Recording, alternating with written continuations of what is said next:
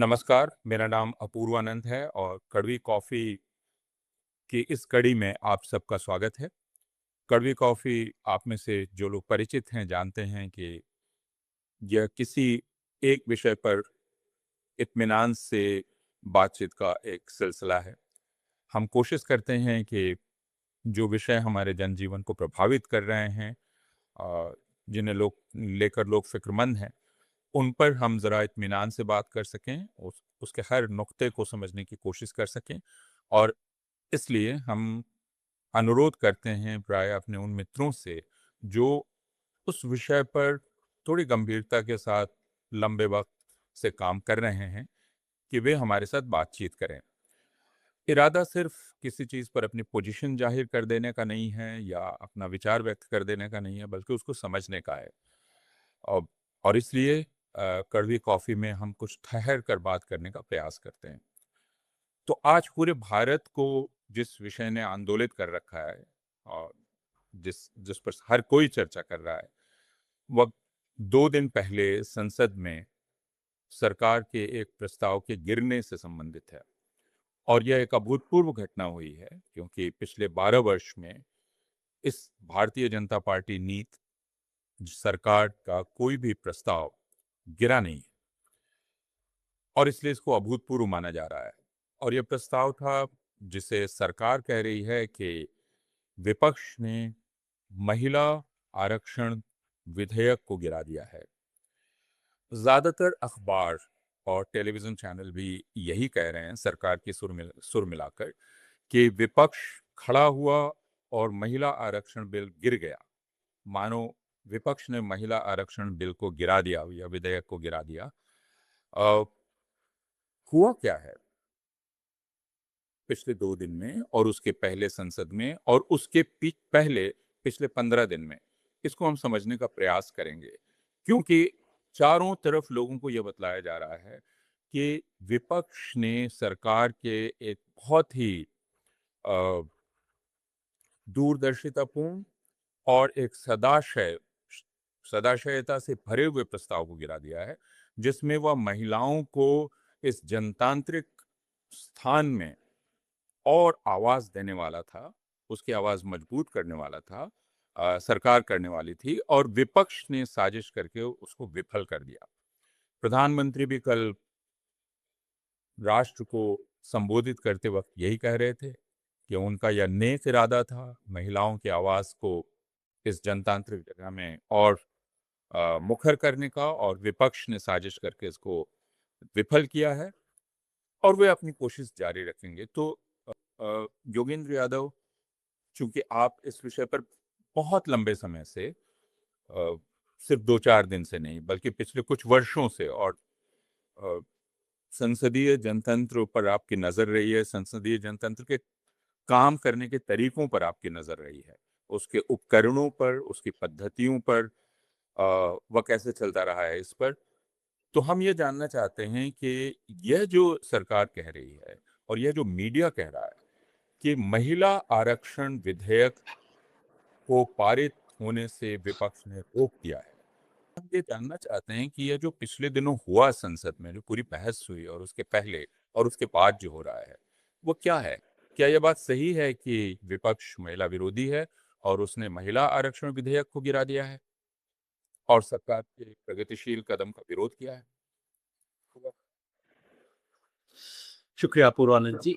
मैं समझता हूँ कोई भी पोजीशन लेने से पहले, जैसे आपने कहा कड़वी कॉफी की परंपरा में, हम पहले समझें ये मामला है क्या। क्योंकि पिछले हफ्ते भर से सब लोग, काफी दर्शक भी सुन के थोड़ा परेशान और कंफ्यूज हो गए होंगे। अरे भाई, एक परिसीमन है, डिलिमिटेशन है, रिजर्वेशन है, सेंसस है, ये तीनों का घालमेल क्या है। तो एक एक करके पहले हमें तीन बातें जो बार बार आएंगी, उन तीनों शब्दों का अर्थ समझ लें।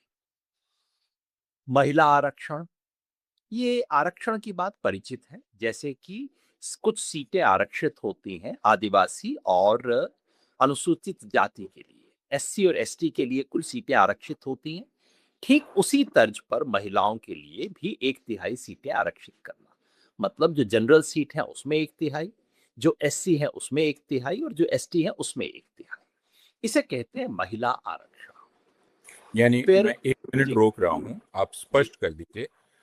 सामान्य में 1 तिहाई, जी, अनुसूचित जाति में 1 तिहाई और जी। अनुसूचित जनजाति में 1 तिहाई, तीनों में 1 तिहाई। जी, जैसे हरियाणा में मान लीजिए 90 सीटें हैं, 90 में से 18 सीटें एससी के लिए रिज़र्व्ड हैं। तो उसका मतलब होगा कि उस 18 में 6 जो हैं, वो महिला एससी के लिए रिज़र्व हो जाएँगी, महिला अनुसूचित जाति के लिए रिज़र्व हो जाएँगी और बाकी जो बच गईं मान लीजिए 72 सीट जो बच जाती हैं, उन 72 में से 1 तिहाई मतलब 24, 24 सामान्य महिलाओं के लिए रिज़र्व हो जाएँगी। ये है महिला आरक्षण। दूसरी चीज़ है सेंसस। सेंसस वैसे हम सब जानते हैं। सेंसस है हर 10 साल के बाद देश की जो जनगणना होती है। ध्यान रहे जनगणना का मतलब केवल गिनती नहीं है।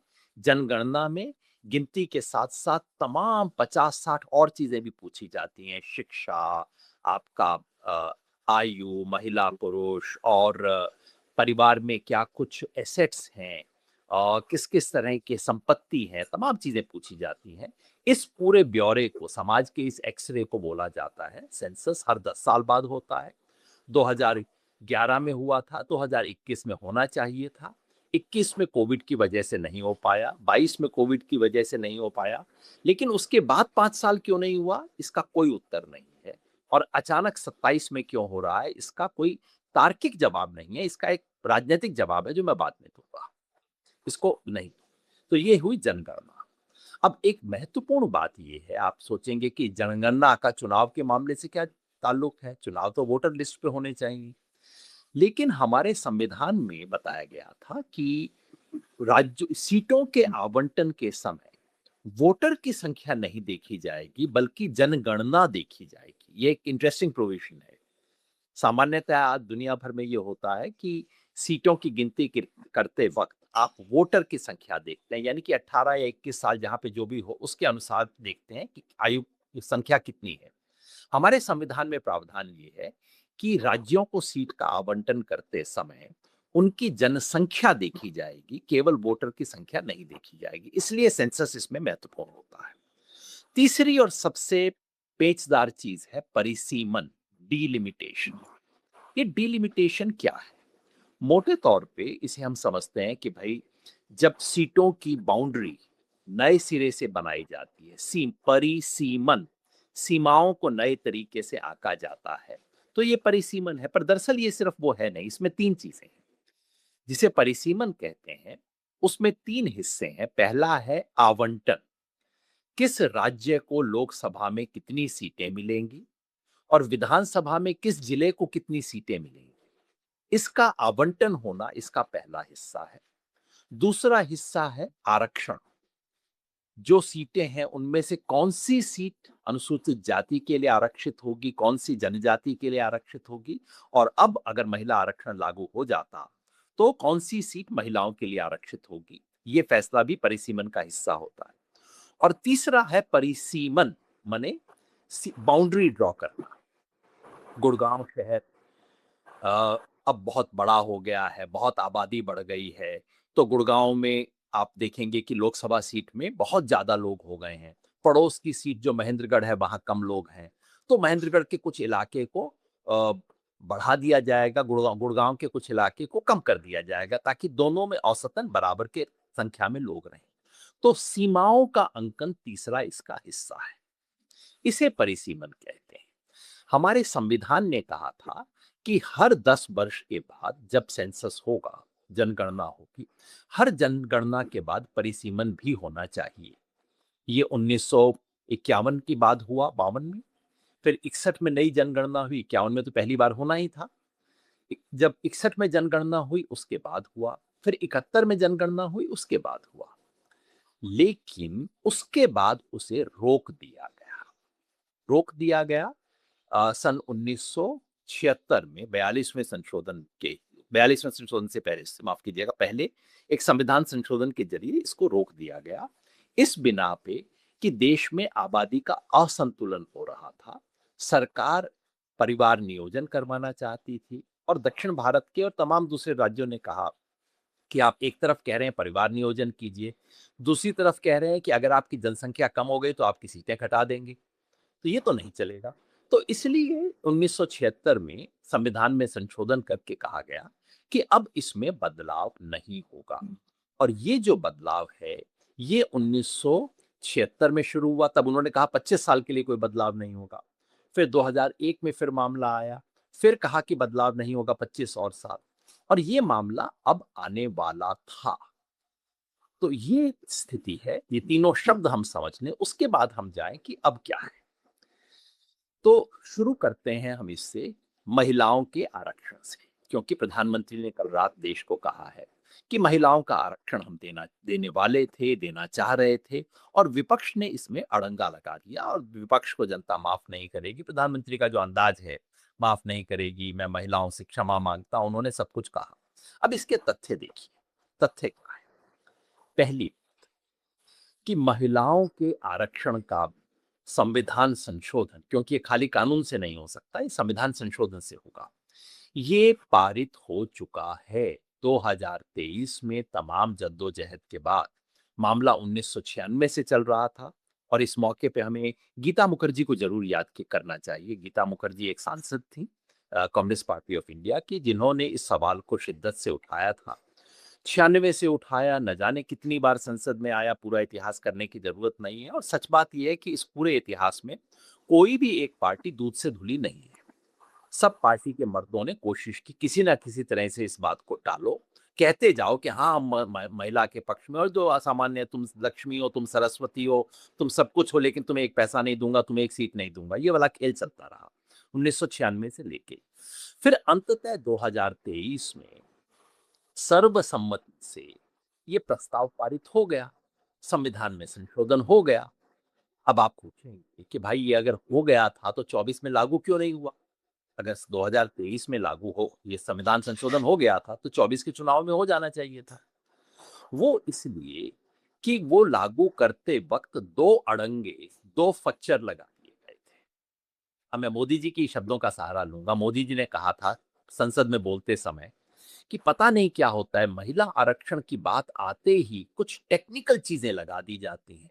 मोदी जी ने कहा था कि महिला आरक्षण की बात आते ही किंतु परंतु शुरू हो जाता है। बिल्कुल सही बातें उन्होंने कही थी, लेकिन ये बातें उन पे ज्यादा लागू होती हैं, क्योंकि जब 2023 में संसद में ये बिल पारित हुआ, संविधान संशोधन हुआ, उसमें सरकार ने बिला वजह दो शर्तें लगा दी, जिनका कोई मतलब नहीं था, कोई तुक नहीं थी। शर्तें क्या थी? पहली शर्त ये थी कि अगला सेंसस होने के बाद महिला आरक्षण होगा, और दूसरी उससे भी कॉम्प्लिकेटेड शर्त ये थी कि अगला डिलिमिटेशन होने के बाद आरक्षण होगा। तो दोहरी शर्त लगा, सेंसस होगा, सेंसस के बाद डिलिमिटेशन होगा, और उसके बाद आरक्षण हो सकता है। तो सवाल ये है कि अच्छा, फिर अगर इतना था तो सन 24-25 के अंदर सेंसस करवा देते, आप डिलिमिटेशन करवा देते। सरकार जानती थी कि असंभव है, क्योंकि जैसा मैंने आपको बताया, संसद एक दूसरे कानून से ये पहले ही लगा चुकी थी अड़चन कि सन 2026 के सेंसस के बाद होने वाले सेंसस से पहले कोई डिलिमिटेशन हो नहीं सकता। तो 2023 में, अब आप देखिए इसकी शरारत देखिए, 2023 में आप कहते हैं महिला को आरक्षण दे दिया, और उस वक्त भी अपूर्वानंद जी, हमारी तो आजकल स्मृति कमजोर पड़ती जा रही है, उस वक्त भी सब गाजा बाजा हुआ था, हो गया, सब डुगडुगी बजाई गई थी, महिला को आरक्षण दे दिया, केवल मोदी जी के चलते संभव हुआ, ऐतिहासिक कदम हो गया, सब बातें कह दी गई थी।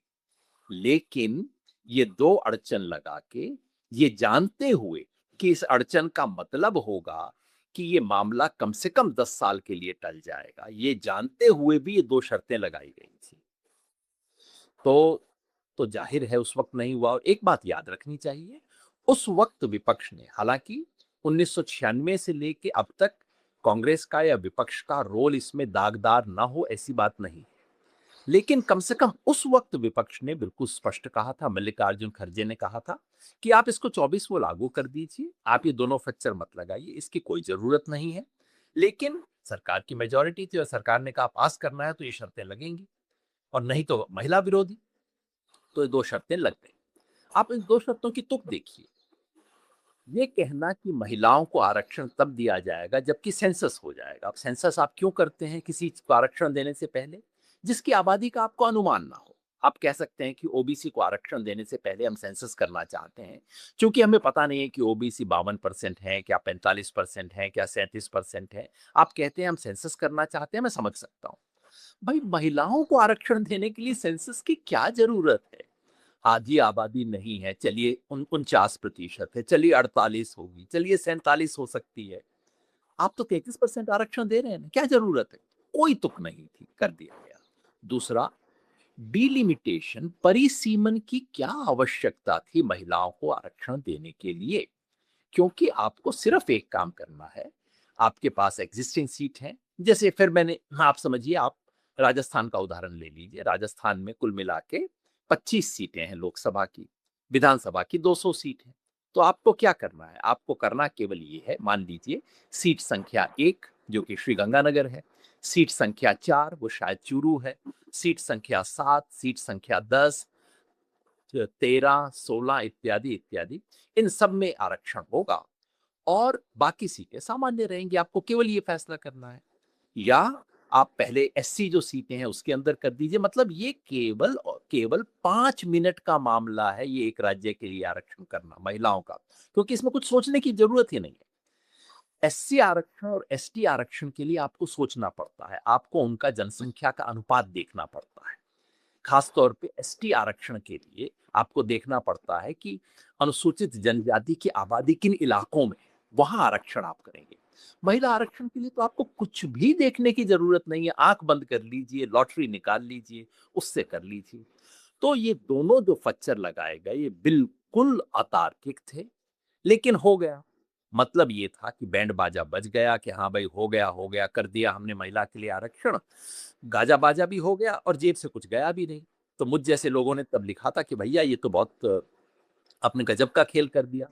एक चेक दिखा भी दिया और चेक में तारीख आपने अगले 10 साल की लिख दी है।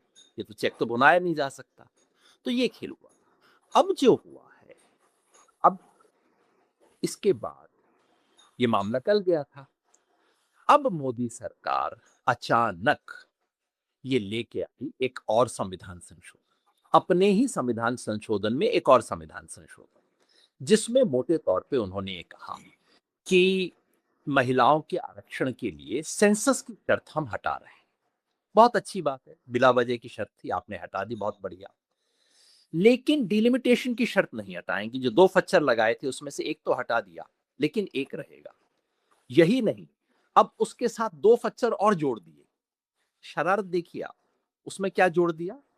ना सिर्फ डिलिमिटेशन होगा, बल्कि ये तब होगा जबकि संसद की संख्या जो है, ये 543 से बढ़ा के 850 हम करेंगे। और यही नहीं, और ये एक बारीक कानूनी नुक्ता है, आगे से ये फैसला करने का अधिकार संविधान संशोधन से नहीं होगा, ये संसद एक सामान्य कानून से कर सकेगी। ये 2 फच्चर एक्स्ट्रा जोड़ दिए।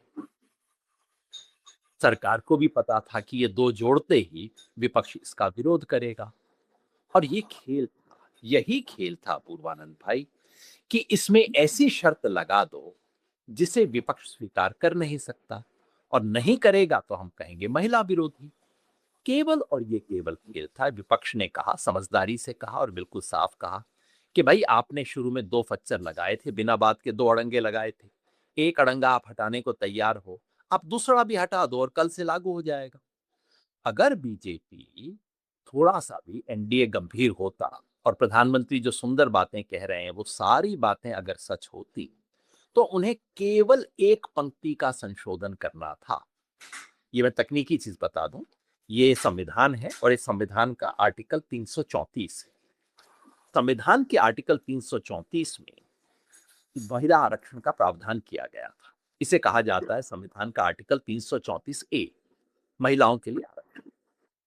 जिसमें उन्होंने लिखा था कि नॉटविथस्टैंडिंग एनीथिंग एटसेट्रा, ये किया जाएगा। It shall come into effect after an exercise of delimitation is undertaken for the purpose after the relevant figures for the first census taken after the commencement of the Constitutional Amendment Act have been published. ये 2 शर्तें थी। करने की क्या ज़रूरत थी? आप केवल एक पंक्ति का संविधान संशोधन ले आइए और आप कहिए आर्टिकल 334 ए में ये जो 2 अड़ंगे लगाए गए थे, इन शब्दों को हम ओमिट करते हैं। केवल टेक्निकली आपको इतना करने की ज़रूरत थी और कोई आवश्यकता नहीं थी। ये करते ही आप चाहते तो उत्तर प्रदेश विधानसभा चुनाव से लागू हो सकता था। कुछ करने की ज़रूरत नहीं थी, आप उसको लागू कर दीजिए, अगले चुनाव से बिल्कुल लागू हो जाता। लेकिन सरकार ने क्या किया?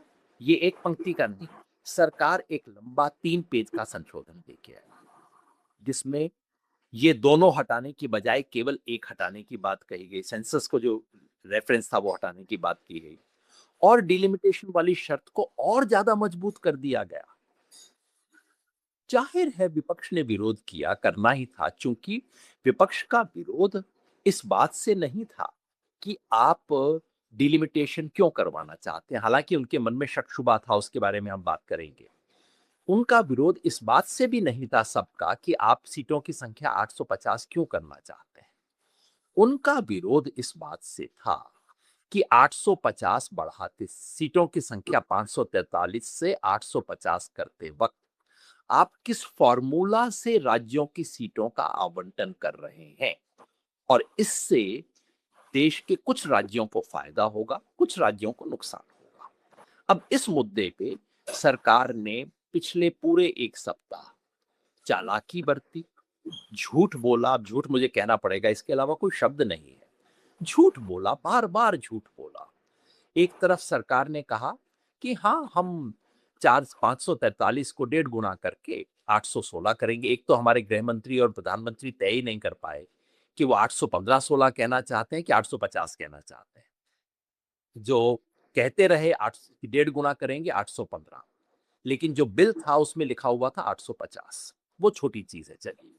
ज्यादा बड़ा मामला ये था कि राज्यों के आवंटन का आधार क्या होगा। जैसे मैंने कहा, डिलिमिटेशन के 3 हिस्से होते हैं। पहला है आवंटन, सीटों का आवंटन।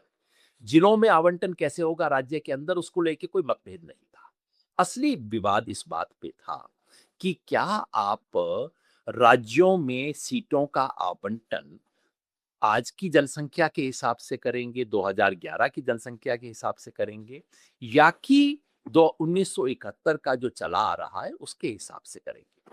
दक्षिण के राज्यों की मांग थी कि जो संतुलन इस वक्त लोकसभा में बना हुआ है इसको बरकरार रखा जाए। सरकार ने कहा हाँ हम करेंगे। मजे की बात यह है, सरकार अगर कह देती कि हम नहीं करेंगे तो ठीक है, इस पे बहस हो सकती थी। सरकार ने, प्रधानमंत्री ने, गृह मंत्री ने बार बार कहा कि हम बिल्कुल आज का संतुलन बना के रखेंगे, जिस राज्य की जितनी सीटें हैं उसको हम 1.5 गुना कर देंगे, क्या दिक्कत है।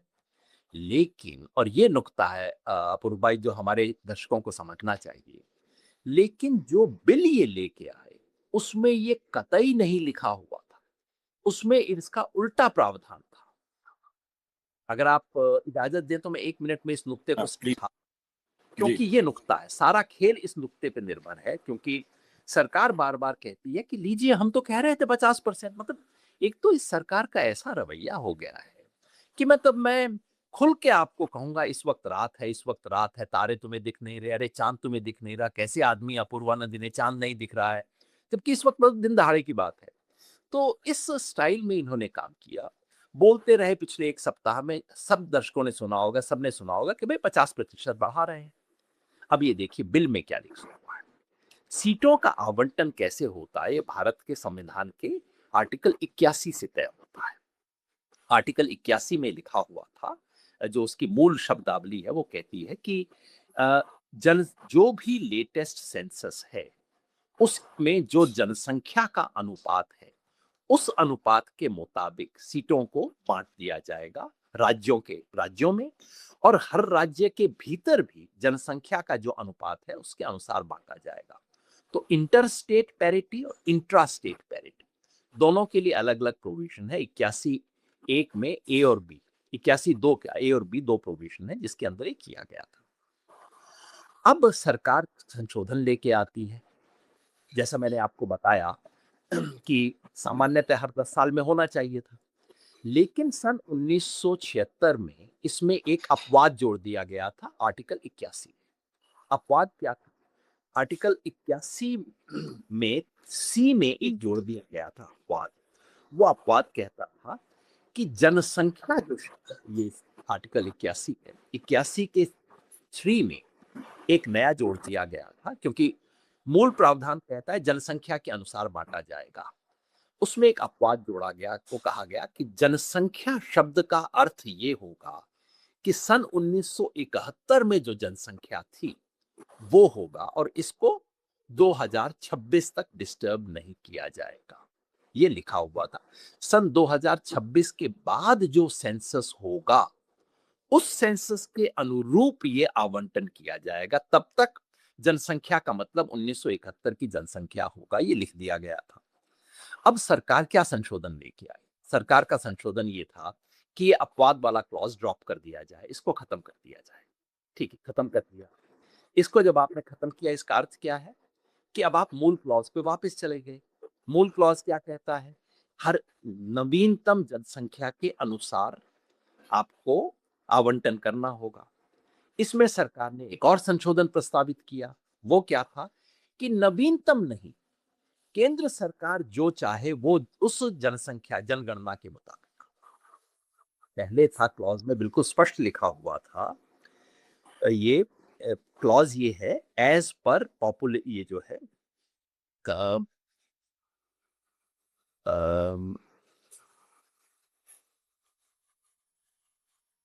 जी, ये कहता था कि जो लेटेस्ट सेंसस है उसके मुताबिक किया जाएगा। और अब सरकार ने एक एडिशनल प्रावधान किया कि लेटेस्ट सेंसस नहीं, क्योंकि लेटेस्ट सेंसस संविधान में लिखा हुआ था, सरकार हमेशा बंधी रहेगी इससे। तो सरकार का एक और प्रस्ताव था, ये कहता था कि आप लेटेस्ट नहीं, अब जो सेंसस संसद तय करे, उनका प्रस्ताव ये था, population means population as ascertained at such census as parliament may by law determine, of which the relevant figures have been published। ये सरकार का संशोधन का प्रस्ताव था। मतलब इसका क्या, सीधी भाषा में, कि अब संविधान की बंदिश नहीं रहेगी। अब सरकार, लिखा तो गया है संसद अपने बहुमत से, जिसका मतलब है सरकार चाहे तो कह देगी कि 2026 के आधार पे, 27 के आधार पे होगा। सरकार चाहे तो कह देगी 2011 के आधार पे होगा। सरकार चाहे तो कह सकती है 1971 के आधार पे होगा, और उसके लिए उसे संविधान संशोधन करने की कोई जरूरत नहीं होगी। संसद में सामान्य कानून से पास हो जाएगा। तो ये अब अब आप कह सकते हैं कि ठीक है, इन्होंने तो कहा नहीं कि हम कैसे करेंगे। अब यहां वो बात आती है जो आपने पहले कही थी कि इसके साथ साथ सरकार एक कानून भी लेके आई। संविधान संशोधन में तो सरकार ने केवल इतना कहा कि सरकार जिस जनसंख्या जनगणना को चुनेगी उसके हिसाब से होगा। लेकिन साथ में सरकार डिलिमिटेशन एक्ट भी लेके आई कि नया डिलिमिटेशन कैसे होगा, और उसके क्लॉज नंबर 8 और 9 में सरकार ने स्पष्ट रूप से लिख दिया, ये इनफैक्ट 4E में ही लिख दिया गया था, latest census figure means the latest census figure published as on the date of the constitution of the commission। परिसीमन के लिए एक नया परिसीमन आयोग बनाया जाएगा। जिस दिन वो परिसीमन आयोग बना, उस दिन उसके पास जो लेटेस्ट सेंसस का आंकड़ा उपलब्ध होगा, उसके आधार पर सीटों का आवंटन किया जाएगा। ये लिख दिया सरकार ने। मोटा मतलब क्या हुआ, अगर कल बनाते हैं, आज से 2 महीना बाद बनाते हैं, आज से 6 महीना बाद बनाते हैं, तो उसके पास लेटेस्ट सेंसस होगा 2011 का। अब इन सारी चीजों को आप जोड़ के पढ़ें तो सरकार स्पष्टतः लिख कर कह रही थी कि हम सीटों का आवंटन 2011 के हिसाब से करने जा रहे हैं। इतनी लंबी कहानी मुझे इसलिए सुनानी पड़ी क्योंकि ये इतनी टेक्निकलिटीज में उलझा हुआ है। तो एक तरफ सरकार कहती रही चिंता मत करो, 50% दे रहे हैं। दूसरी तरफ लिखा ये हुआ है कि हम 2011 के हिसाब से करेंगे, और 2011 के हिसाब से होगा तो क्या होगा, 50% नहीं होगा। 2011 के हिसाब से किया तो उसका नतीजा ये होगा, ये मैं जो बार-बार टेबल दिखाता रहा, ये पिछले 4-5 दिन में मैंने न जाने कितनी बार ये टेबल दिखाई, संसद में भी कुछ लोगों ने इसका इस्तेमाल किया और और मैं पूछता रहा कि भैया इसमें मुझे बता दो कि ये क्यों नहीं होगा? ये टेबल क्या बताती है? ये टेबल बताती है कि दरअसल अगर 2011 के हिसाब से किया जाए, तो इसमें जनसंख तो हर एक राज्य का 50% नहीं बढ़ेगा। वास्तव में क्या होगा? आप केरल का उदाहरण लीजिए, साधारण सा उदाहरण है, क्योंकि वहाँ आज 20 सीटें हैं और सरकार की यदि बात मान लेते तो 20 की 30 हो जानी चाहिए थी। गृहमंत्री अपने मुँह से कह रहे थे कि 30 हो जाएँगी। लेकिन अगर 2011 की जनगणना के हिसाब से आप करें, तो 30 नहीं उनकी केवल 23 सीट होंगी। 10 नहीं बढ़ेंगी, केवल 3 बढ़ेंगी। और इसमें ऐसा किन-किन राज्यों के साथ होगा जिनको घाटा होगा? तो मतलब देखने के लिए आप कह सकते हैं केरल की सीट 3 बढ़ गई, मगर वो लॉलीपॉप है। वास्तव में उसकी सीटें 7 घट गई। अनुपात से जितनी बढ़नी चाहिए थी 7 या 8 उससे जैसे 7 भी नहीं 8 घटी हैं, क्योंकि 50% ने संसद अपने मुँह से 50% बोल रहे थे, लेकिन जो लिखा था वो 56% का फ़ॉर्मूला था। 543 को बढ़ा के आप 850 करेंगे तो 56% बढ़ रहा है। तो केरल की दरअसल 8 सीटें कम हो रही थी। किन-किन राज्यों को घाटा हो रहा था उसकी सूची ये है। तमिलनाडु, केरला, आंध्र प्रदेश, उड़ीसा, तेलंगाना, पश्चिम बंगाल, कर्नाटका और पंजाब। अब आप देखिए इन राज्यों में कोई पैटर्न देख रहे हैं? ये सब वो राज्य हैं जहां बीजेपी या तो चुनाव में है ही नहीं या है तो कमजोर है या जीती भी है तो अनिश्चित है। ये सब वो राज्य है और किन्हें फायदा होगा अब आप सोच लीजिए किन किन राज्यों को फायदा होगा। जिन्हें सबसे ज्यादा फायदा होगा वहां से सूची पढ़ना शुरू कर देता हूं मैं। उत्तर प्रदेश, बिहार, राजस्थान, मध्य प्रदेश, दिल्ली, महाराष्ट्र, झारखंड, हरियाणा, गुजरात, असम। तो राजनीतिक खेल स्पष्ट है और यही सबका संदेह था। तो हमने बार बार कहा कि भाई आप जो मुंह से बोल रहे हो, आपके ही संविधान संशोधन में ये बात नहीं लिखी हुई है। आपके ही डिलिमिटेशन एक्ट में इसका एग्जैक्टली ऑपोजिट लिखा हुआ है। तो आप बताइए तो कैसे देंगे 50%? साउथ इंडिया के स्टेट्स ने बार बार पूछा, कोई जवाब नहीं दिया। आखिर में अमित शाह जी ने जवाब देते वक्त कहा, हाँ आप चाहते हैं मेरे से लिखवाना, मैं लिख के दे देता हूं, 1 घंटे के लिए संसद को पोस्टपोन कीजिए, मैं लिख के ले आऊंगा। वो अच्छा हुआ कि विपक्ष ने नहीं माना, क्योंकि उसमें भी चाल थी। खेल ये होता कि वो डिलिमिटेशन एक्ट के अंदर एक अपेंडिक्स की तरह लिख के ले आते कि हाँ मैंने 50% बढ़ाने का वायदा कर दिया। लेकिन याद रखिए डिलिमिटेशन एक्ट वो चीज है जिसको संसद 2 मिनट में बदल सकती है। हमारे यहाँ तो आजकल 5 मिनट में नए कानून पास होते हैं। 2 मिनट में बदला जा सकता है। आज मैंने ये कहा, कल को बदल देंगे। जो संविधान से जुड़ी हुई चीज, संवैधानिक बंदिश को अब सरकार की मर्जी में बदला जा रहा था। इसलिए विपक्ष इसका विरोध कर रहा था। तो माफ कीजिएगा बहुत लंबा उत्तर दिया, लेकिन ये इतनी तकनीकी चीजों में अड़चन थी। इसलिए मेरा मानना है कि सरकार ये महिलाओं के आरक्षण में अड़चन लगाने वाली सरकार थी। 2023 में सरकार ने अड़चन लगाई थी। इस बार फिर सरकार एक नई अड़चन लेके आई थी और विपक्ष की आपत्ति बिल्कुल वाजिब थी। और षड्यंत्र ये नहीं था कि महिलाओं का आरक्षण न करवाया जाए। असली षड्यंत्र ये था कि जिन जिन राज्यों में बीजेपी अपेक्षाकृत कमजोर है उसकी संसद सीटों की संख्या घटा दी जाए। ये खेल था। तो ये बहुत स्पष्ट है जैसा आप कह रहे हैं योगेन जी कि दरअसल महिला आरक्षण के नाम पर आप एक तरह से भारत के संसदीय जनतंत्र का पूरा नक्शा बदल देना चाहते थे। मुझे आपका वह सूत्रीकरण बहुत पसंद है जिसमें आप ये कहते हैं कि अगर आप इसे समझना चाहें तो 3 शब्दों में समझ सकते हैं, देश, काल, पात्र। जी। और पूरा जनतंत्र इसमें चलता है, उसका देश जो संसदीय क्षेत्र हैं वे हैं और पात्र अ, वे हैं जो वोटर। वोटर, वे पात्र हैं। अ, और काल यानी किस समय चुनाव होगा किस समय चुनाव नहीं होगा, यह है यानी उसका पूरा वक्फा, जी। क्योंकि चुनाव देश में अलग अलग होते हैं।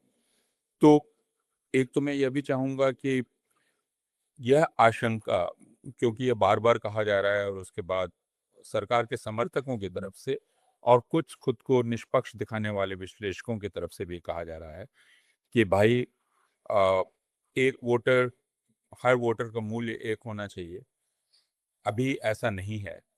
और बेचारी सरकार की मंशा यह थी कि हर वोटर का वजन बराबर कर दिया जाए, और आपने उसको होने नहीं दिया।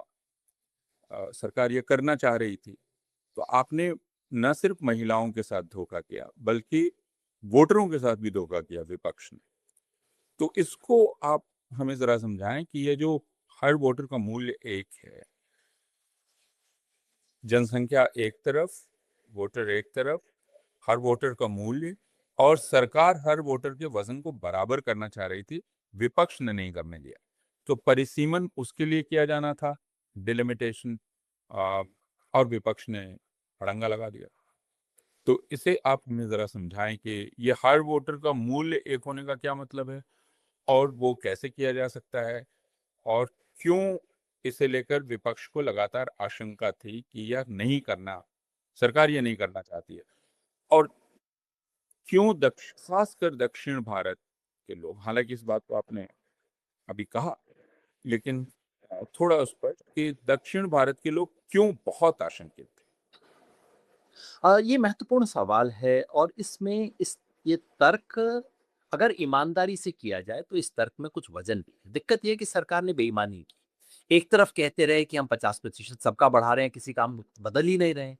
दूसरी तरफ दूसरे मुँह से कहते रहे कि देखो ये तो बढ़ाना तो पड़ेगा, ये तो पॉपुलेशन है, डेमोक्रेसी है, हर वोट का बराबर वजन होना चाहिए। तो ये दो मुँही बात करने से कोई वो बनता नहीं है। लेकिन चलिए हम एक बार इसको अब इनके दो मुँहेपन को छोड़ देते हैं। मान लीजिए सरकार ईमानदारी से कह रही थी कि देखिए, हमें ये करना पड़ेगा, हमें फलाँ राज्यों के सीटें बढ़ानी पड़ेंगी, फलाँ की कम करनी पड़ेंगी क्योंकि देखिए जनसंख्या बदली है और जनसंख्या के आधार पे होना चाहिए।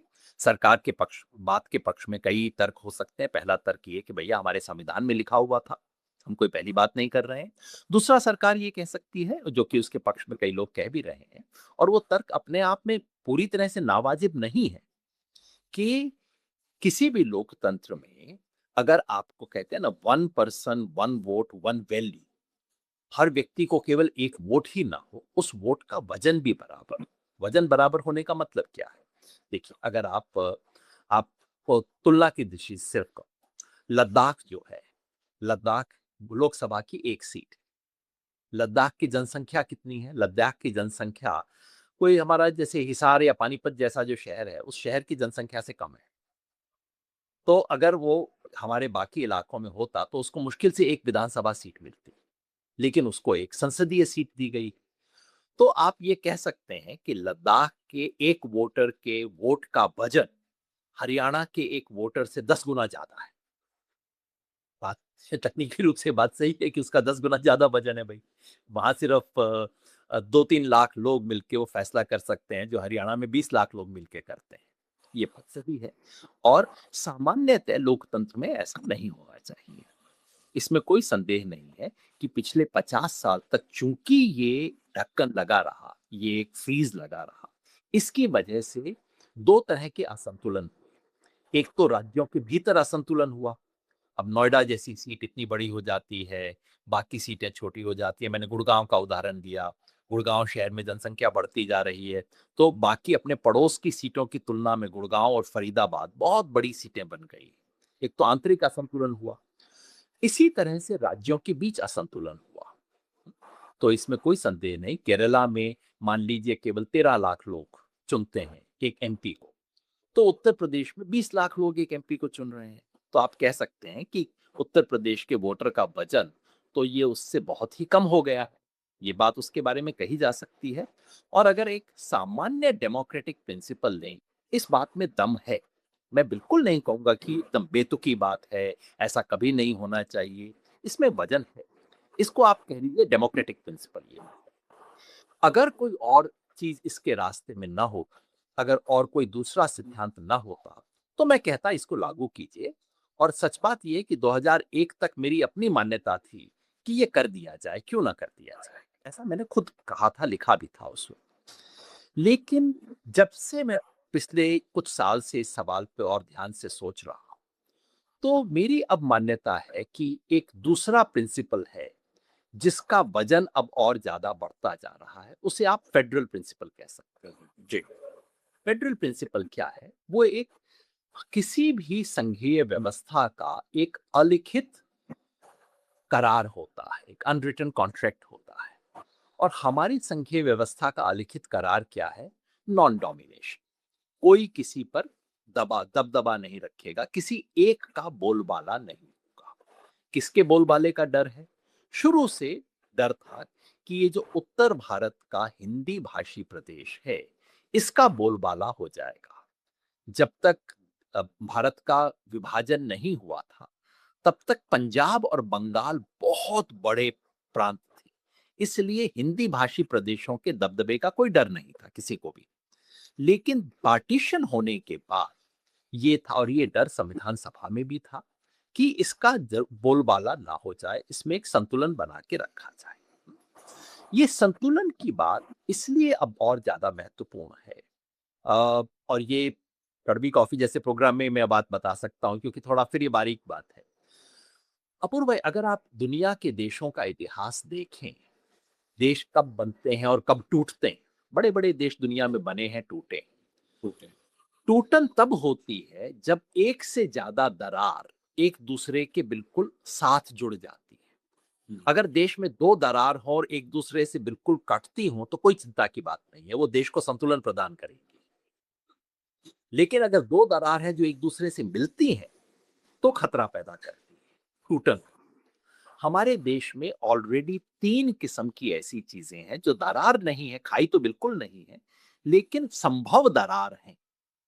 पहला, उत्तर दक्षिण। ये दुनिया के हर देश में होता है, कोई ना कोई ज्योग्राफिक अंतर तो रहता ही है।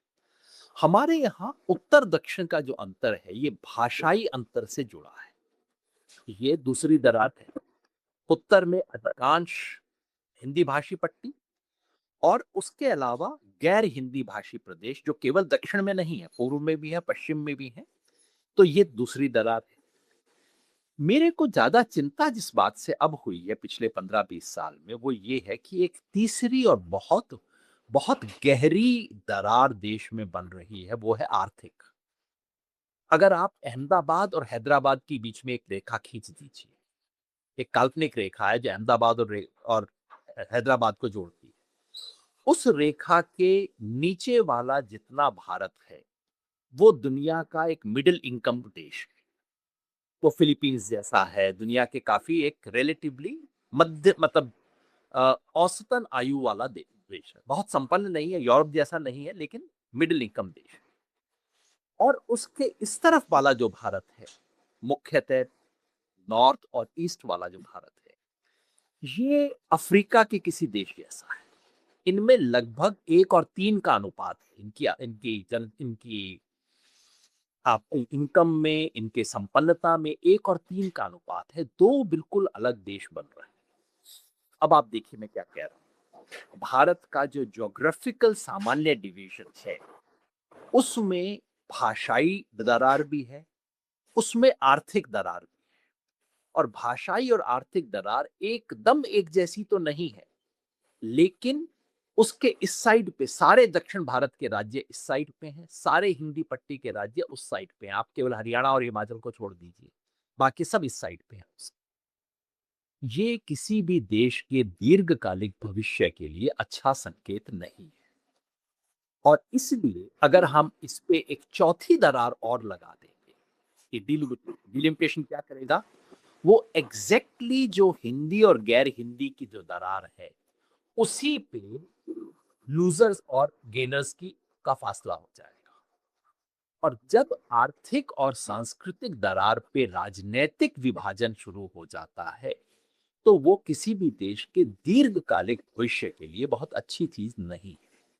इसलिए मैं कहता हूं कि फिलहाल, और इसको मैं थोड़ा सा अफसोस के साथ कहता हूं, क्योंकि सामान्यतः जो डेमोक्रेटिक प्रिंसिपल है वो चलना चाहिए, सामान्यतः जनसंख्या के हिसाब से होना चाहिए।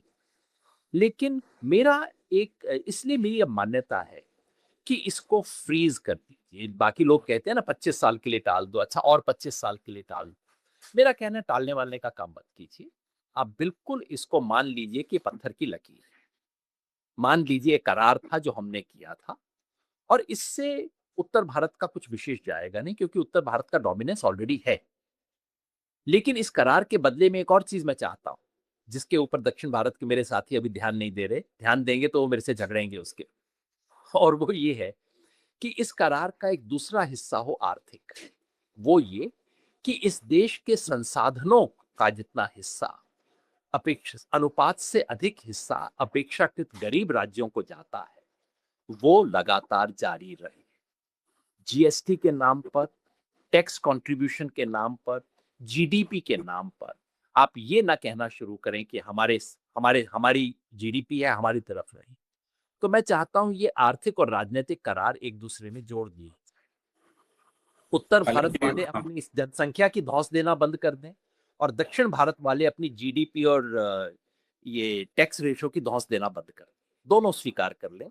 मैं राजनीति में दबदबा नहीं रखूंगा और मैं आर्थिक नीतियों में दबदबा नहीं रखूंगा। ये एक ऐसा करार है जो भारतीय संघ को अगले 50 साल के लिए सुनिश्चित कर देगा।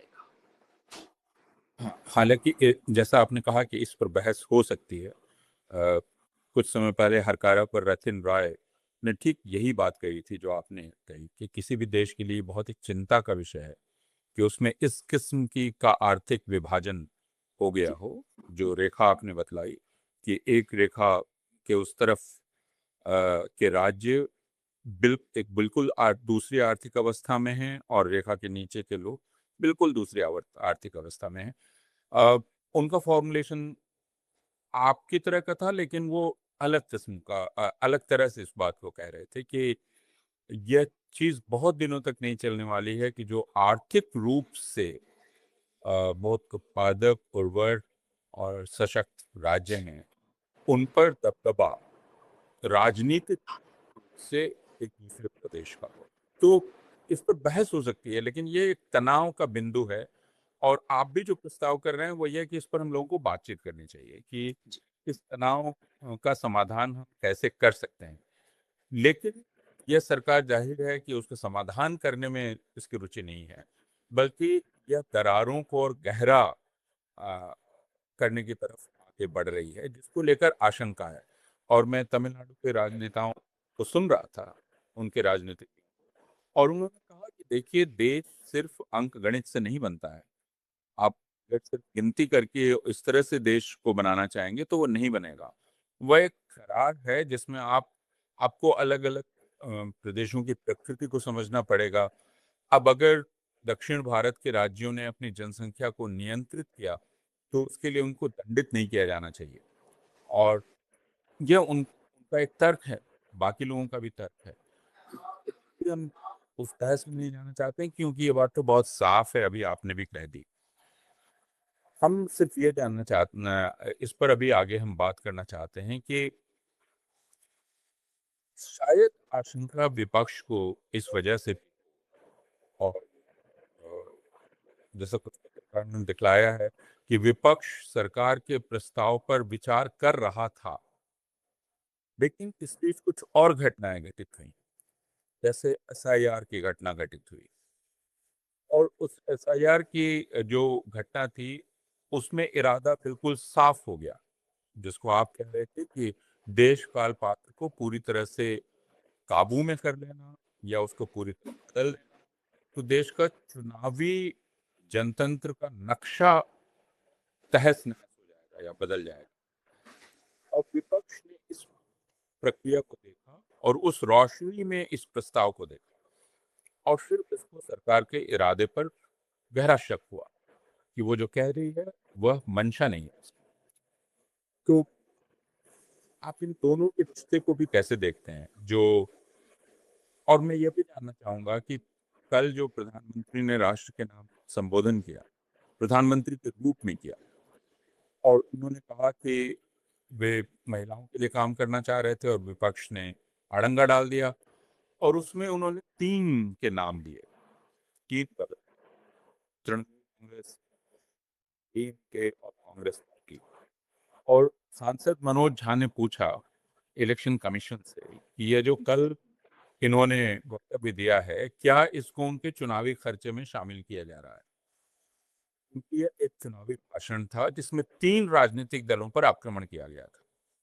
तो इन सारी बातों को अगर हम ध्यान में रखकर बात करें, और अपूर्व भाई, अगर अनुमति दें तो एक छोटी-सी बात मैं जनसंख्या वाली बात पे कहूँ, उसके बाद जी। मैं इन सब पे आऊँगा। क्योंकि मैं दरअसल जनसंख्या वाले तर्क से सहमत नहीं, जो कि दक्षिण राज्य के कई राजनेताओं ने कहा। चूँकि वो फेडरल कॉम्पैक्ट की बात को साफ कह नहीं पाते, इसलिए उन्हें एक दाएँ-बाएँ होके ये बात कहनी पड़ती है। देखिए, जी। ये मैं मानता नहीं हूँ कि जनसंख्या को नियंत्रित करने का श्रेय किसी सरकार को दिया जाना चाहिए। ये मैं नहीं मानता हूँ कि जनसंख्या कम होना बहुत बड़ी उपलब्धि है और जनसंख्या बढ़ना किसी का अपराध है। यू नो, ये इस तरह के तर्क हमेशा गरीब और अ, जो पिछड़ा हुआ समाज है उसके बारे में इस्तेमाल किए जाते हैं। ये तर्क कल को आप दलित समाज के बारे में लागू कर सकते हैं, क्योंकि दलित समाज की आबादी तेजी से बढ़ी है। ये बात आप आदिवासियों पे लागू कर सकते हैं, ये बात आप मुसलमान पे लागू कर सकते हैं, ये बात आप गरीबों पे कहीं पे भी लागू कर सकते हैं। क्योंकि असली बात ये है, जनसंख्या का घटना बढ़ना किसी सरकारी नीति पे निर्भर नहीं करता है। मोटे तौर पे ये आर्थिक विकास पर निर्भर करता है। जैसे जैसे लोग संपन्न होते जाते हैं, वैसे वैसे जनसंख्या का अनुपात घटता जाता है। पूरी दुनिया में ये होता है। तो इसलिए ऐसा नहीं है कि दक्षिण के राज्यों ने जनसंख्या रोकने का कोई बहुत शानदार प्रयास किया जिसकी वजह से जनसंख्या रुकी। उन्होंने आर्थिक विकास किया जिसकी वजह से मैं अच्छा। तो थोड़ा-सा हस्तक्षेप कर रहा हूँ। अगर मैं उनकी वकालत करूँ दक्षिण भारत के लोगों की, ताकि आप अपनी बात को और साफ कर सकें। मैं आपकी बात से पूरी तरह सहमत हूँ। उनका कहना है कि मसला यह है कि हमने अपनी आर्थिक नीतियाँ ऐसी बनाई कि आर्थिक विकास हुआ। तो आप हमें इसके लिए दंडित ना करें। आप अपनी आर्थिक नीतियों को ठीक करें। तो एक अब तर्क वो सब ये भी बहुत हो सकता है। कॉम्प्लिकेटेड चीज़ें हैं। आर्थिक के अलावा एक और बहुत सुंदर चीज़ जो दक्षिण भारत में हुई वो ये कि वहाँ शिक्षा का स्तर सुधरा और ये जनसंख्या सीधे-सीधे आर्थिक विकास और शिक्षा इन 2 चीज़ों से जुड़ी हुई है। और केरला जैसे राज्यों ने तो बहुत तेज़ी से काम किया। तमिलनाडु का एक और बहुत अच्छी चीज़ ये है कि वहाँ का स्वास्थ्य सेवा जो है वो बहुत बहुत अच्छी है। मतलब उत्तर भारत में हम कल्पना नहीं कर सकते कि सरकारी स्वास्थ्य सेवा ऐसी हो सकती है। हाँ, उन्होंने कई अच्छे काम किए, लेकिन केवल ये कहना कि देखिए किसी की जनसंख्या ज़्यादा है, हम क्या करें? ये वाले तर्क जो हैं अंततः आप और मैं अगर इस तर्क को स्वीकार करने लगेंगे, तो कल को ये तर्क हमें कहाँ-कहाँ लेके जाएगा, किस-किस चीज़ में लेके जाएगा, उसके प्रति थोड़ा सतर्क रहना चाहिए। हुँ। और मैं कहता हूँ बिना ये सब बात कहे उनकी बात वैसे ही वाजिब है। और सिंपल बात ये है भैया कुनबा है, खानदान है। सब लोगों को साथ लेके चलना पड़ेगा, हर एक की चिंता का ध्यान करना पड़ेगा और किसी का दबदबा ना हो, वर्चस्व, नो डोमिनेशन। ये बिल्कुल भारत के संविधान का हमारे हमारे भारत के अस्तित्व की एक बुनियादी शर्त है। वर्चस्व नहीं, वर्चस्व विहीन अ, सह अस्तित्व। ये एक तरह से हमारी बुनियादी शर्त है। और वर्चस्व अगर होगा, चाहे वो हिंदी को लादने के नाम पे हो, चाहे वो लोकसभा की संख्या बढ़ाने के नाम पे हो, किसी भी नाम पे हो, वर्चस्व, दबदबा, बोलबाला नहीं हो सकता। ये तर्क अपने आप में पर्याप्त है, मुझे और कोई तर्क देने की जरूरत नहीं। प्रधानमंत्री के वक्तव्य पे आता हूं। वो तो मनोज भाई ने मजाक में कहा कि ये खर्चा शामिल हो जाना चाहिए। असली आपत्ति तो ये होनी चाहिए कि इसके आधार पे इनकी पार्टी बैन हो जानी चाहिए, प्रधानमंत्री पे एक्शन होना चाहिए। आप बंगाल में 2 दिन के बाद चुनाव होने वाला है। तमिलनाडु में 2 दिन के बाद पूरे राज्य का चुनाव होने वाला है। आप सरकारी पद का इस्तेमाल करते, राष्ट्र के नाम संबोधन जैसी पवित्र स्थान का इस्तेमाल करते हुए, आप पार्टियों का नाम लेकर उन पे हमला कर रहे हैं, आप चुनावी भाषण दे रहे हैं। चुनावी भाषण, तो ये तो एक पद का दुरुपयोग है, ये आचार संहिता का उल्लंघन है और ये तो सीधे-सीधे प्रधानमंत्री के खिलाफ कार्रवाई की मांग करता है। कैसे हो सकती है ये चीज़? तो ये तो बहुत जो हुआ कल, ये तो बिल्कुल दुर्भाग्यपूर्ण है, लेकिन अब तो हम ऐसी स्थिति में आ गए हैं ना कि हर बार हम कहते हैं कि ये न्यूनतम है और फिर अगले दिन हम डिस्कवर करते हैं कि नहीं, उससे भी नीचे, पाताल उसके भी नीचे हो सकता है। तो ये तो हर रोज़ होता आ रहा है। जो हमारा मूल प्रश्न था विपक्ष की जो आशंका है, अ, हमने बाकी चीज़ों पे ज़िक्र कर लिया कि कैसे महिला आरक्षण के अंदर ये पेच लगा रहे थे, इसलिए विपक्ष विरोध कर रहा था। हमने ये भी देखा कि राज्यों का आवंटन जो है, वो बदल जाता, इसलिए विपक्ष विरोध कर रहा था। लेकिन आप अब एक तीसरी और गहरी चीज़ की तरफ ले जा रहे हैं कि वो जो अनकहा जो विपक्ष का विरोध है, जिसके बारे में चर्चा कम हो रही है, उसके बारे में हम बात कर रहे हैं। और वो वही है। मुझे अच्छा लगा आपने कम से कम इस बात को लक्षित किया है, देश काल पात्र वाली बात जो मैं बार-बार कह रहा हूँ, कि अंत बीजेपी ले देकर इस संसदीय लोकतंत्र का देश, काल और पात्र तीनों बदल रही है। और जो बदलाव हमें टुकड़े-टुकड़े में नज़र आते हैं, दरअसल उसका एक पूरा एक आर्किटेक्चर है। ये डिलिमिटेशन कोई एक अलग से अचानक आया हुआ विचार नहीं। किसी ने बीजेपी दफ्तर में बैठ के 2024 के धक्के के बाद सोचा होगा कि भैया दिक्कत क्या है? सब कुछ हमने मैनेज कर लिया, 400 पार की पूरी तैयारी थी, सारा मीडिया हमारी जेब में था, इलेक्शन कमीशन हमारी जेब में था, प्रचार कर लिया, सब कुछ कर लिया, फिर 400 वाली गाड़ी 240 पे कैसे अटक गई? तो उसने सोचा होगा 3 समस्याएँ, देश मतलब इस देश के कुछ इलाके हैं, क्षेत्र हैं, जहाँ हमारी पार्टी का वर्चस्व नहीं बन पा रहा। क्या किसी तरह से इनका आकार कम नहीं किया जा सकता? अब आकार तो आप कम नहीं कर सकते, पर इनका वजन ही कम कर दो।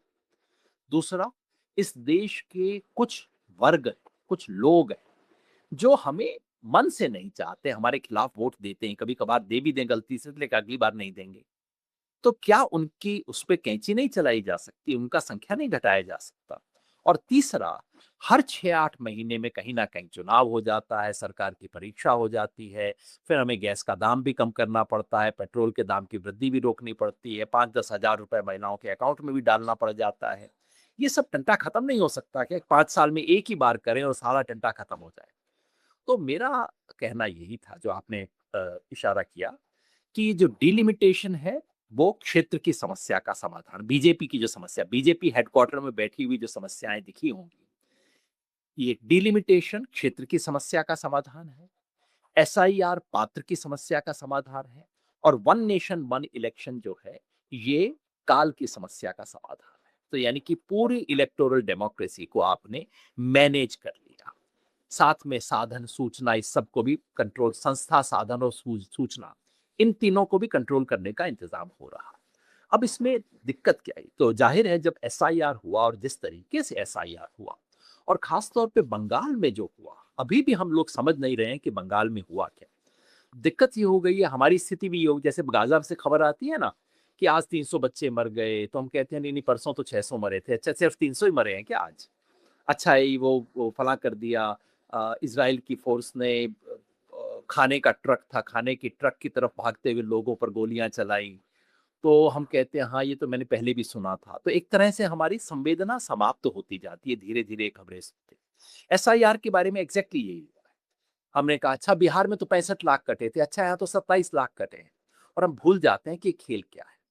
मैं 1 मिनट में ये बात कह के बिहार जो बंगाल में हुआ है वो अद्भुत है, खौफनाक है इसलिए कि देखिए पहल एसआईआर में 2 तरह के वोट कटे।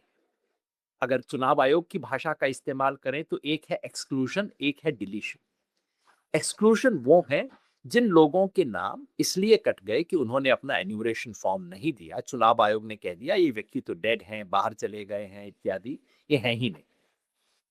ये सब राज्यों में हुआ, बिहार में ऐसे 65 लाख कटे थे, तमिलनाडु में 97 लाख कटे, अ, इसमें गुजरात में 74 लाख कटे, राजस्थान और मध्य प्रदेश में कोई 40 लाख के करीब कटे, बंगाल में 58 लाख कटे। वो कहानी बंगाल की और बाकी की कोई अलग नहीं है। लेकिन बाकी तमाम राज्यों में पहली कटौती के बाद भरपाई हुई।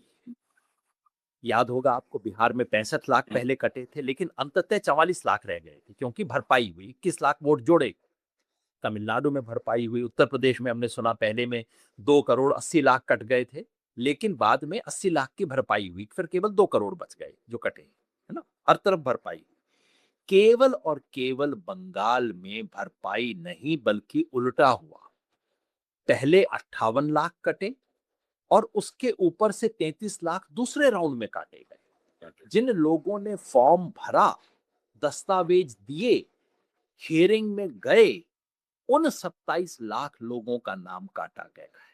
ये अद्भुत है और अगर ये शुरू हो जाएगा पूर्वानंद भाई, कुछ नहीं बचेगा इस देश में। याद रखिए जिन लोगों के नाम इस 27 लाख में हैं, ये वो लोग हैं हाई कोर्ट के जज हैं।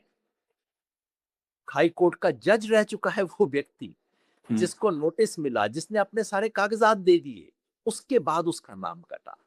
इतने लोग हैं जिन्होंने पासपोर्ट अपना दिखाया, जिन्हें कहा गया कि संदेह है आपके नाम के बारे में। वो गए, उन्होंने अपना पासपोर्ट दिखाया, पासपोर्ट दिखाने के बावजूद जिनका नाम काट दिया गया। 27 लाख ऐसे नाम कटे हैं और वो टारगेटेड है। पहले 58 लाख टारगेटेड नहीं थे। पहले 58 लाख में सब पार्टियों का वोट कटा है। लेकिन ये जो अंत में 27 लाख कटे हैं, 27 जमा 6 33 कुल कटे हैं, इनमें टारगेटेड अंतिम 27 में टारगेटेड है। आपने देखा होगा जिस लोक विधानसभा क्षेत्र में केवल 25% मुसलमान है, कटने वालों में 95% मुसलमान है। ममता बनर्जी के अपने क्षेत्र में 40% मुसलमान रहते हैं, कटने वालों की लिस्ट में वहां 60-65% मुसलमान। तो इससे विपक्ष को लगा कि भैया ये तो सारा ये मतलब ये केवल एक चीज नहीं, एक टुकड़ा नहीं, ये तो पूरी की पूरी जमीन बदल रहे हैं। ये मैदान की पिच भी बदल रहे हैं, बाउंड्री भी बदल रहे हैं, बैट और बॉल का साइज भी बदल रहे हैं, और फिर उस और रेफरी तो इनका है ही है, और फिर हमें कहेंगे मैच खेलने। इसमें एक जो आशंका जिसका जिक्र कम हुआ, लेकिन गौरव गोगोई ने स्पष्ट कहा, और मैं जानता हूं कि यह आशंका तमाम विपक्षी दलों के नेताओं के मन में है, जो वो खुल के कह नहीं रहे, वो है जेरी मेंडरिंग। मैं चाहता हूं कभी संभव हो तो आप ये नक्शा दिखाए बगैर बात हो नहीं सकती। असम में और जैसे मैंने कहा बंगाल में जो हुआ अभूतपूर्व है, इसी तरह से परिसीमन करते समय असम में जो हुआ वो अभूतपूर्व है। अपूर्व भाई, आप इसकी कल्पना नहीं कर सकते। जब मैंने खुद जाके लोकल मैप्स देखे तो मैं दंग रह गया। हुआ यूं कि पूरे देश में परिसीमन 2006-7 में हुआ था, लेकिन असम और जम्मू कश्मीर को इससे बाहर रखा गया था। वहां कई तकनीकी कारणों से परिसीमन जाके 2023 में हुआ। अब परिसीमन में क्या होता है, मोटे तौर पे आप एक इलाके की एक बाउंड्री बना देते हो, और वो इलाका मोटे तौर पे तहसील होता है, ब्लॉक होता है। आप 2 ब्लॉक को जोड़ के एक विधानसभा क्षेत्र बना सकते हो, 5 विधानसभाओं को जोड़ के आप, या 8 विधानसभाओं को जोड़ के एक लोकसभा बना देते हो। जो असम में हुआ अभूतपूर्व था। कोई बंदा बैठा, नाम के वास्ते इलेक्शन कमीशन ने किया था, लेकिन किया गया था बीजेपी के हेडक्वार्टर। कोई बंदा बैठा, उसने बूथ वाइज वोट देखने शुरू किए कि अच्छा यहाँ बीजेपी को वोट आया था, यहाँ नहीं आया था, अच्छा यहाँ मुसलमान ज्यादा है, यहाँ मुसलमान कम है। तो आप यूं कल्पना कीजिए कि एक कॉन्स्टिट्यूएंसी है जहां 60% मुसलमान है, पड़ोस की कॉन्स्टिट्यूएंसी है जहां 40% है, और आसाम के काफी इलाके हैं जहां ऐसा है। तो उन्होंने क्या किया कि इस 60% में, और दोनों बीजेपी हार रही, 60% मुसलमान जहां, वहां भी बीजेपी हारती है, 40% में भी थोड़े से दूसरे वोट जुड़ जाते हैं, बीजेपी वहां भी हारती है। उन्होंने क्या किया कि 60% वाले में 40% के चुन चुन के जहां जहां मुसलमान हैं, चाहे वो एक द्वीप हो, मतलब दूसरी कॉन्स्टिट्यूएंसी के अंदर का एक छोटा सा पंचायत का इलाका, उसे निकाल के इस कॉन्स्टिट्यूएंसी में जोड़ दिया। तो ये 60% वाली जो है, अब ये 98% मुसलमान की हो गई। हाँ, ऐसी कॉन्स्टिट्यूएंसी है जहां 98% मुसलमान भर दिए गए हैं, ताकि इस कॉन्स्टिट्यूएंसी में अब 40 की बजाय घट के 18% रह जाए। ये खेल किया गया है, पूरे आसाम में किया गया है, और छुप के नहीं। होने के बाद हेमंत बिस्वा शर्मा ने चुनाव आयोग को बधाई दी है काम करने के लिए, और बताया है कि इससे अब मियां लोगों का जो वजन है कम हो जाएगा। ये खेल हुआ है। यही बात जम्मू कश्मीर में हुई। पीर पंजाल के इर्द गिर्द मतलब कॉन्स्टिट्यूएंसी ऐसी बनी है जो पीर पंजाल के इस तरफ भी है, उस तरफ भी है। मतलब कमाल है, मतलब कैसे आप ये चीजें कर सकते हैं। तो विपक्ष के मन में जो डर है वो ये कि 2029 से पहले ये केन प्रकारेण ये डिलिमिटेशन तो करेंगे, परिसीमन करवाएंगे, और करवाएंगे तो जिस तरह की हेराफेरी इन्होंने असम में की है और जम्मू कश्मीर में की, ये पूरे देश में करेंगे। और वो करने का मतलब होगा कि चुनाव शुरू होने से पहले 40-50 सीट का हेरफेर हो जाएगा। असम में मैं आपको बता सकता हूं वहां 126 सीट है, और कम से कम 15 से 20 सीट का हेरफेर केवल परिसीमन की वजह से हो चुका है। वोटिंग काउंटिंग शुरू होने से पहले 15 का मीटर डाउन है अब विपक्ष का, और बीजेपी का 15 मीटर प्लस है उसका। ये इसका डर है विपक्ष को, और ये बिल्कुल वाजिब डर है। और विपक्ष ने कहा कि भैया बाकी कुछ भी करें, ये सरकार, और ये विपक्ष का डर ये था कि सरकार आनन फानन में ये जो बिल लेके आई, बिना किसी सूचना के और चुनाव के बीच में, ये सब इसलिए था ताकि आज की जो संविधान संशोधन की जो शर्त है, उसके हिसाब से सरकार परिसीमन का काम सन 2027 की अक्टूबर से पहले शुरू ही नहीं कर सकती, क्योंकि शर्त ये लगाई है संविधान में, जो लिखित शर्त है कि 2026 के बाद जो सेंसस होगा, उसके आंकड़े प्रकाशित होने के बाद परिसीमन शुरू होगा। और जो मैंने शुरू में कहा था ना कि ये सेंसस 2024, 25, 26 में क्यों नहीं हुआ, उसके पीछे रहस्य यही है कि सरकार ने भी संविधान पढ़ रखा था कि 2027 से पहले अगर हम कोई सेंसस करवाएंगे तो उसके आधार पर परिसीमन करने की हमें इजाजत नहीं, इसलिए 27 में करवाया जा रहा है, 26 में इसलिए नहीं करवाया गया, 25 में नहीं करवाया गया, ये कारण है उसका। तो विपक्ष का ये डर था कि चलिए आज तो ये सीमा है कि अक्टूबर 2027 से पहले परिसीमन शुरू नहीं कर सकते, और आज तक इस देश में परिसीमन आयोग ने कम से कम 3 वर्ष लिए हैं परिसीमन के लिए। तो विपक्ष का ये था कि चलिए 2029 से पहले ये घालमेल नहीं होने जा रहा। लेकिन अगर ये अनुमति दे देते हैं, अगर आज पास हो जाता है, तो इसका मतलब ये डिलिमिटेशन करेंगे और 3 के बजाय 2 साल ये कर लेंगे, और 2029 से पहले ये करके और सारे देश का नक्शा, जो आप नक्शा शब्द इस्तेमाल कर रहे हैं वही है, चुनावी लोकतंत्र का पूरा नक्शा बिगाड़ देंगे। यही सरकार की असली मंशा थी, और इसलिए इस पे गुलाबी साड़ी को लपेटा गया। महिला इस सारा का सारा खेल इसलिए था कि सरकार को समय से, संविधान द्वारा लगाई गई सीमा से 1.5 साल पहले परिसीमन करवाने की आजादी मिल जाए, ताकि वो अपने मन माफिक कॉन्स्टिट्यूएंसीज बना सकें। और इस सारे पे धूल झोंकने के लिए इसे गुलाबी साड़ी का आवरण दिया गया, महिला आरक्षण का आवरण दिया गया, और यही सारा राजनीतिक खेल था। बहुत शुक्रिया।